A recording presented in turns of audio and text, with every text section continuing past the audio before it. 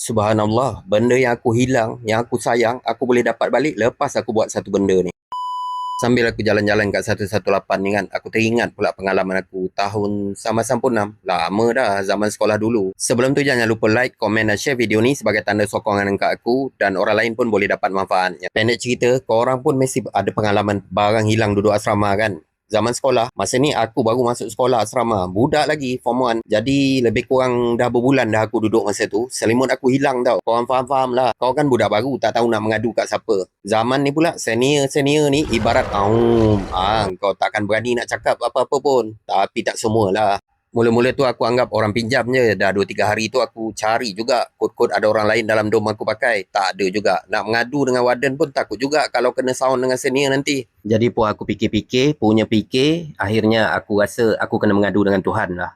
Jadi cara dia macam mana? Aku kena baca Al-Quran. Jadi aku fikir, apa aku nak baca ni? Surah apa? Sebabkan didikan zaman tu, setiap Jumaat di masjid-masjid ataupun rumah-rumah baca surah Yasin. Jadi ringkasnya aku pun bacalah surah Yasin. Berapa lama aku baca surah Yasin ni? Lebih kurang 10 ke 14 hari. Macam tu lah. Aku pun tak berapa ingat tapi kurang daripada 2 minggu. Berturut-turut.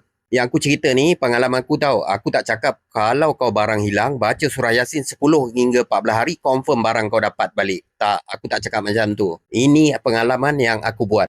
Yang aku nak masukkan kat sini, keyakinan kau memohon ke Allah tu. Kau tahu tak apa jadi lepas tu? Aku tak ingat dan berapa pasti antara hari ke-15 ataupun 17. Yang penting selepas 2 minggu.